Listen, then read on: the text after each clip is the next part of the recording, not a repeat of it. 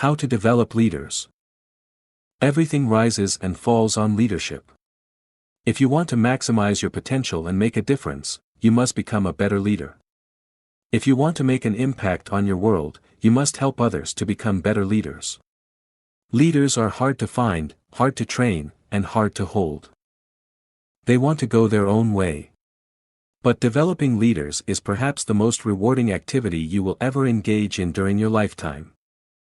What is the best way to identify leadership potential in others? Your success is more dependent on your ability to find and attract good people than on anything else.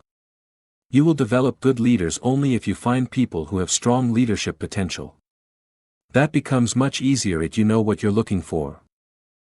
I've been developing leaders for nearly 40 years. I want to share my list of criteria with you so that you too will be able to spot people with leadership potential, recruit them to your team, and begin developing them. 1. Leaders are catalysts. Every leader I've ever known has had the ability to make things happen. This is often how they first become recognized. When I see someone who can make things happen, it grabs my attention. The ability to make things happen doesn't automatically make a person a leader, but I've yet to meet a leader who didn't have the ability to make things happen. 2. Leaders are influencers. Leadership is influence, so of course potential leaders must have the ability to influence other people. Influence is something that cannot be delegated. Every person who wants to lead must possess it, at least to some degree. As you look at potential leaders and try to gauge their level of leadership, pay attention to whom they influence. Do they influence only their friends and family? That's a pretty low level of influence. If other workers in their department or on their team are influenced, that shows a greater level of ability. When workers outside their department or team follow, that shows even greater promise. If their colleagues follow them, they've developed a pretty high degree of influence. And if they influence you and other people higher than they are in leadership, it indicates quite a bit of ability. These people are already leading and have great promise. 3. Leaders are relationship builders. One thing that holds many talented and intelligent people back from being good leaders is a lack of people skills. Someone with weak people skills can become a reasonably good manager, because management is focused on systems and procedures. But nobody without good people skills can be a great leader. When people on the team don't like someone, they will often try to hurt that person. If they can't cause harm, they will simply refuse to help. If they have no real choice and are required to help, they will still be mentally and emotionally against the individual and will hope he or she doesn't succeed. And even if the person does manage to succeed, the victories he or she achieves can feel very hollow and be short-lived.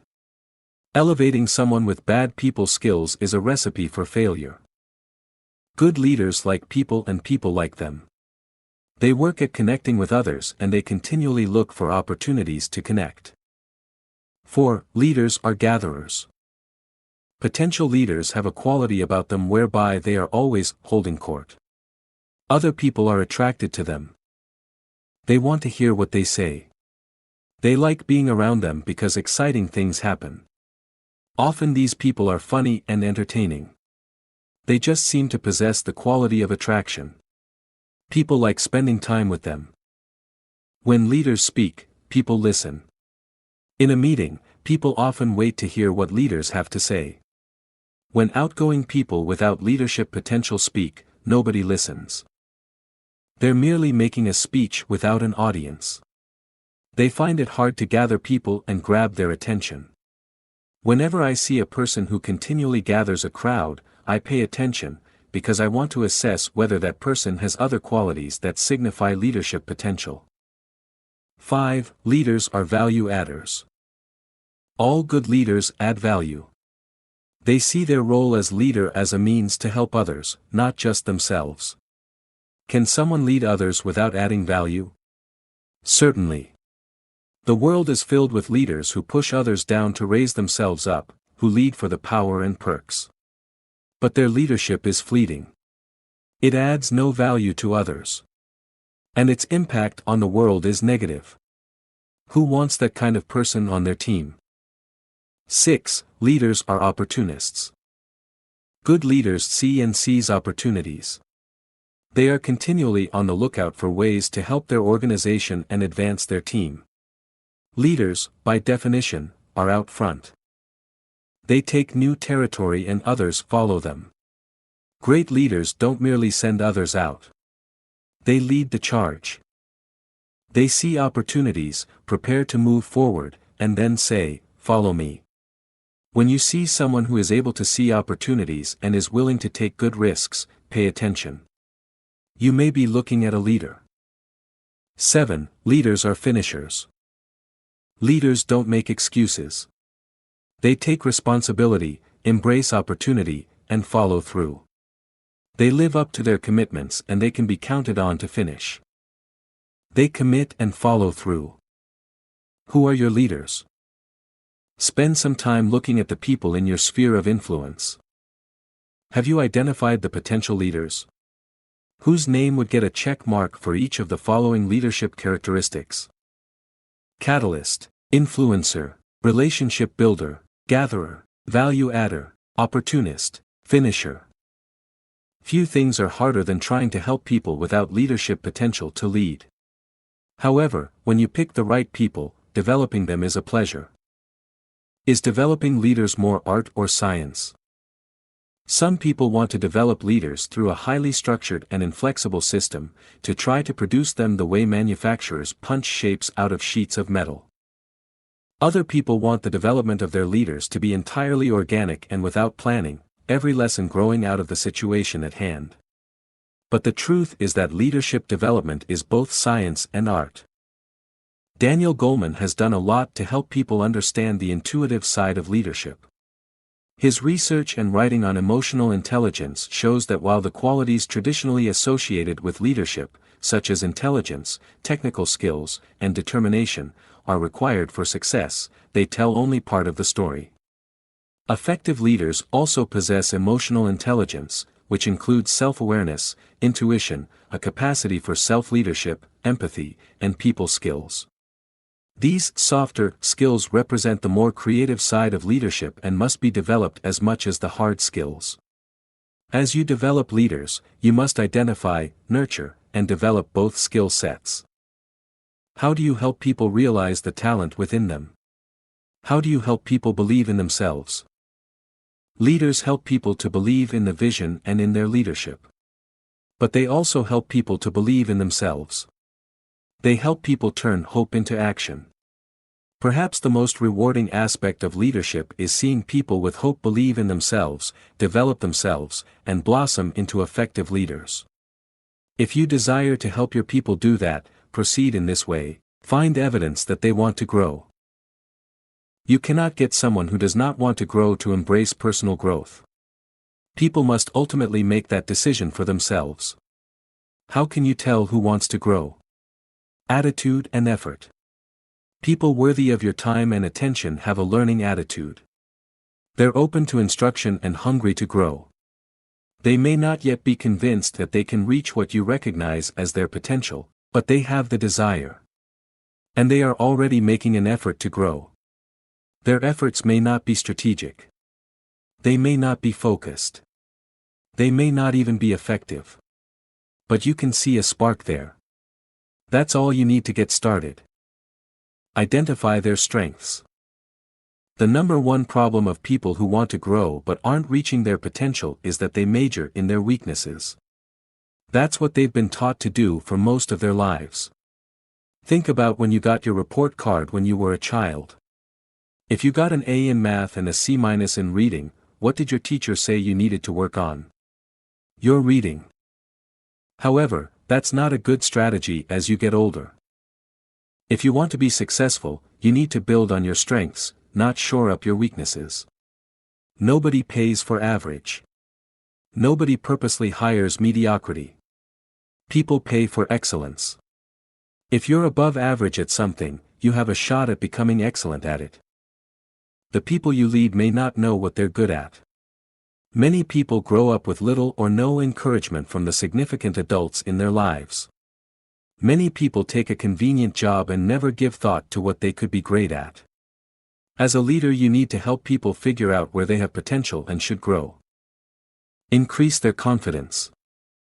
There are two kinds of people who have confidence: those with a high level of mastery in their area of strength and those who have no knowledge whatsoever and think everything's easy because they've never done anything. Then there's a middle group, which is the largest. These people need your help gaining confidence in themselves. As people start trying to grow and tackle new challenges, they usually become insecure.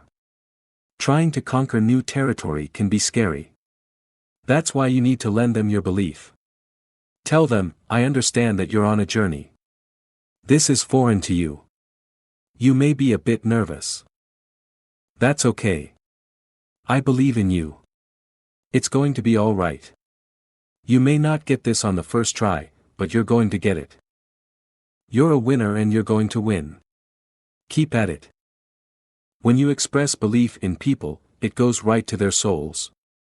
It gives them hope. It stirs their sense of purpose. It helps them be someone they've never been before and do things they've never done before. Knowing that you believe in them causes them to rise up. Give them a place to practice. Training is good. Mentoring is fantastic. Development is incredible. But if you don't give emerging leaders a place to practice, their knowledge will never become practical experience. Leadership is so complex that you can't learn it just from a book. You can get ideas. You can open doors mentally. You can understand skill sets, but you won't acquire them and grow it. You don't put them into action. People need to make mistakes and learn from them. They need to find out what works for them. They need to work with real people who have strengths and weaknesses, problems and quirks. Coach them to improvement. As people try practicing new skills, you need to allow them to fail safely. People always learn more from their failures than they do from their successes. Walk alongside them to give them security and to help them through the most difficult problems. Share with them where they made mistakes and how they can overcome them. Tell them what to work on. And encourage them to keep trying. When you first begin to coach them, you may be fairly hands-on. You may stay close to them. As they gain experience, give them more space. Keep increasing their responsibilities. At this point, many leaders make a mistake. As soon as the emerging leader gains a degree of self-sufficiency, they leave that leader alone, grateful that they can finally carry their own weight. It's a relief to have someone who can share the load. But don't stop there. If you have developed a leader who can be successful independently, you will have done more than most other leaders do. And it might feel like you're done. But for the best developers of people, that's not enough. If you continue to work with new leaders and keep increasing their level of responsibility, they will continue to grow and improve. Your goal should always be to work yourself out of a job. Keep giving your leaders more and more weight to carry. Allow them to benefit from your experience until they are capable of doing your job. That takes security on your part. But if you do that, when it comes time for you to move up to greater responsibility or move on to a new challenge, you will have people who can step in and take your place. That should always be your goal as a leader.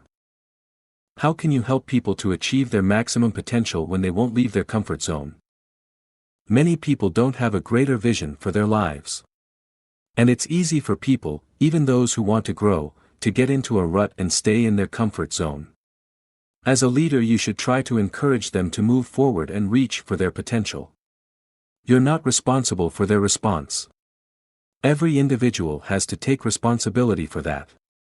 But you can model growth, encourage them, and try to be a catalyst for positive change. Here's how: show them a vision for their better future. If people cannot see a better future for themselves, you need to show it to them. Start by asking them questions. If you could be anything you wanted, what would you be? If you could do anything you wanted, what would you do?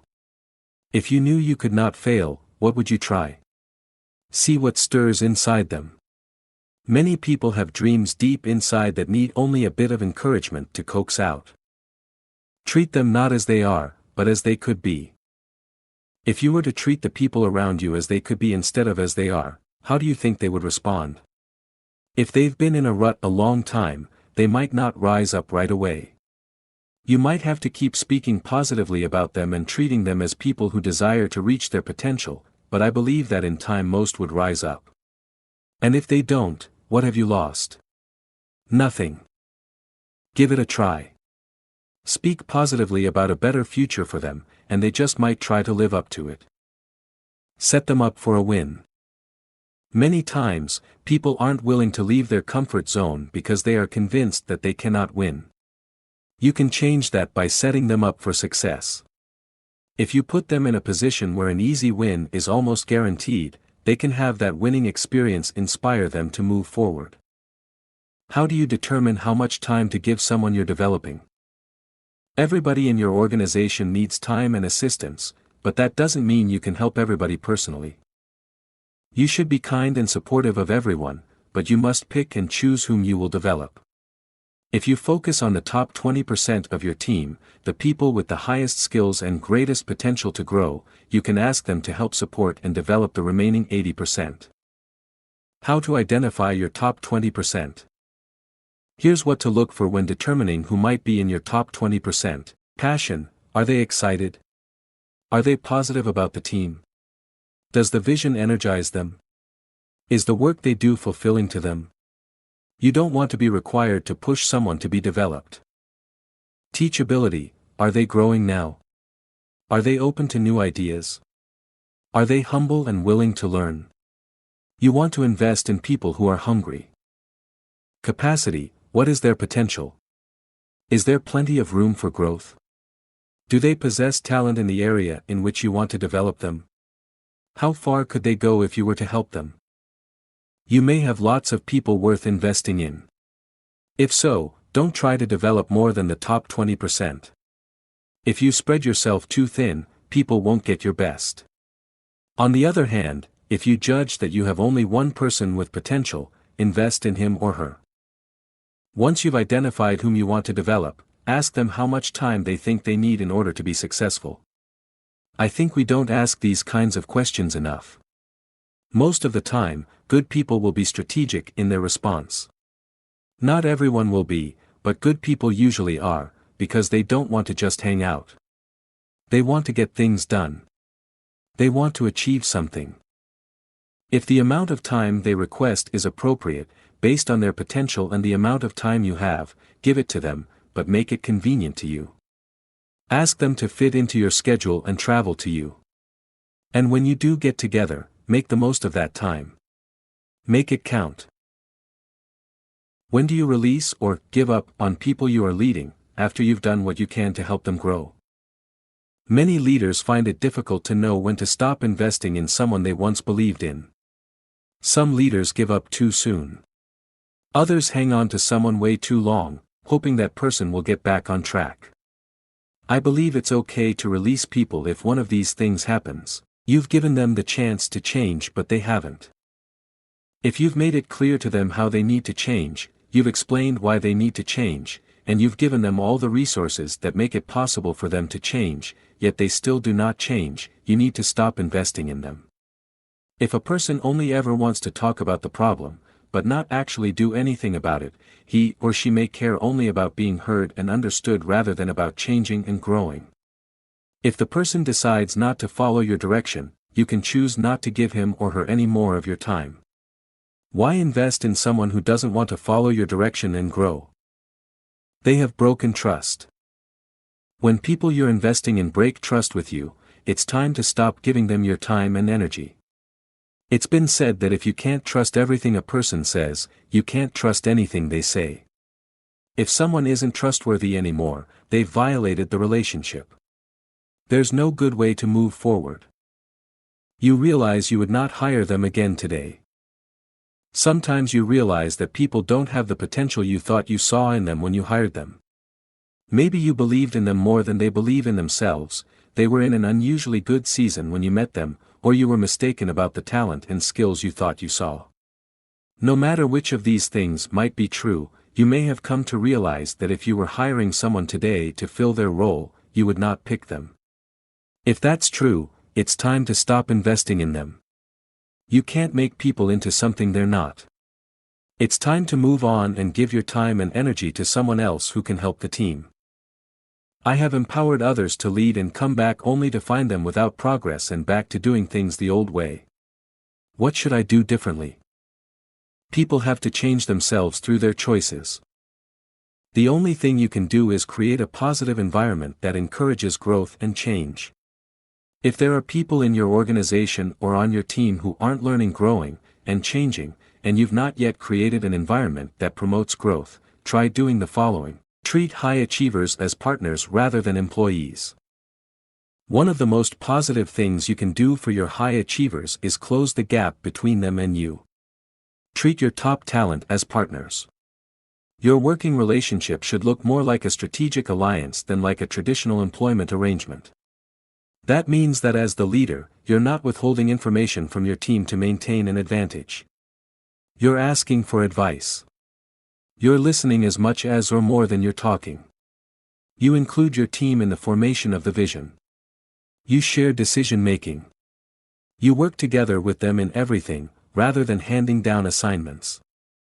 If you do this consistently, you will see exponential growth in your best people, because they will learn how you think. You will also find that people start carrying the weight of responsibility and volunteer to take on challenges rather than having them assigned to them. Stay ahead of your strongest players. You cannot set the tone for the environment if you don't stay ahead of your strongest team members.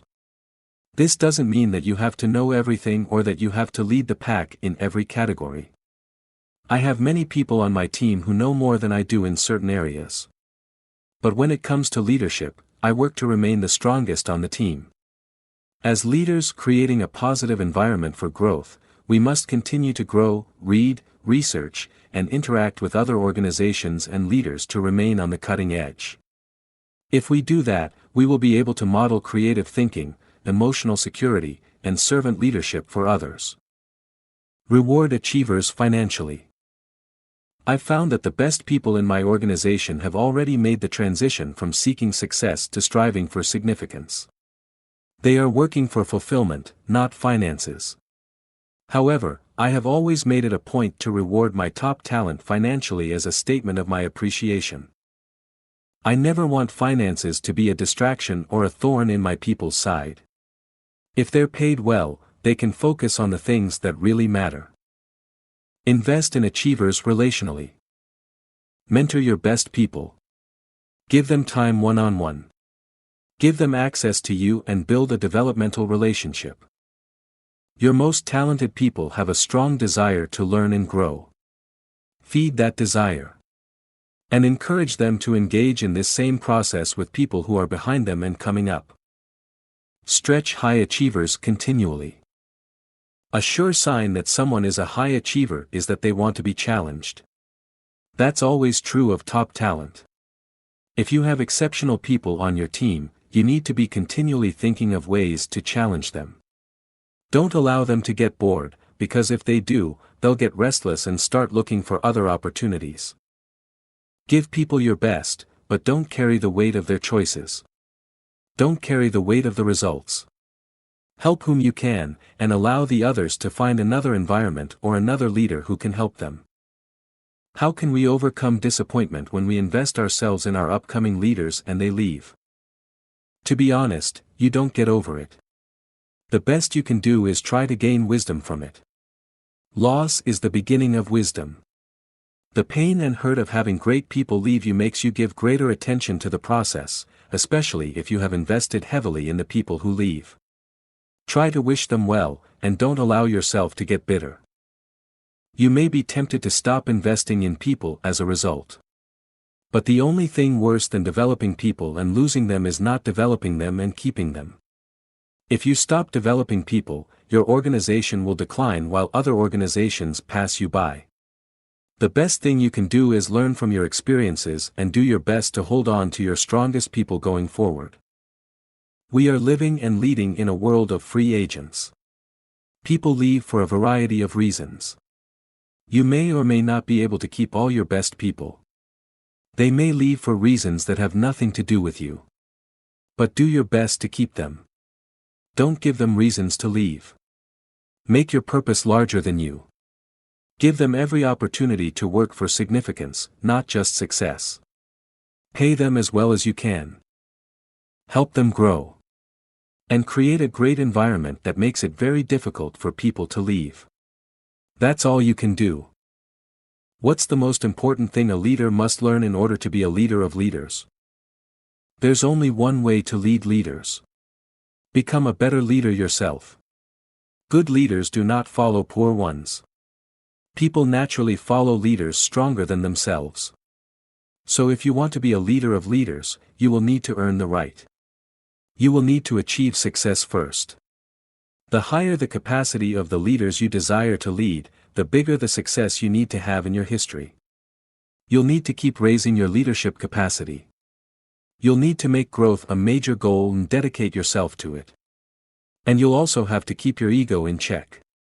If you have a compulsive need to be the alpha dog, the other top dogs won't want to work with you. How do you move people into your inner circle? Most of the people who are in my inner circle have arrived there because they've proven themselves or because I saw where they could add value. Before I think about moving someone into my inner circle, I consider the following. 1. Time. I don't put someone into my inner circle without having history with that person. It's just too risky. You need to know someone's character before you allow them to handle important parts of your world. It also takes time to develop the relationship. I tend to make quick judgments about people. I'm also very trusting. So I have to fight the urge to bring someone in too quickly. 2. Trust. For your inner circle to be effective, you must totally trust the people in it. You can't be asking about their motives. If you do, you'll always keep up your guard, and they won't be able to help you the way they need to. 3. Experience. To be in my inner circle, people need to have experience, not just professional experience, but life experience. I believe people need seasoning to make good decisions. For that reason, I don't want anyone too young. There's no one currently in my inner circle younger than his or her late 30s. 4. Success. For someone to be in my inner circle, they need to have achieved some success. They need to have proven themselves. They must possess the proven ability to add value to me and the organization. Being asked into the inner circle isn't their chance to make it. They need to already have some wins in their resume to be considered for the inner circle. You get in because you're good, not because you have the potential to be good. 5. Compatibility. Life is too short to work every day with people you don't like. There isn't anyone in my inner circle I'm not compatible with. The group has a variety of personality types and a variety of skills and gifting. But we're all on the same page and all get along great. Every day of my life I tell the people in my inner circle that I love them, and I really mean it. 6. Capacity.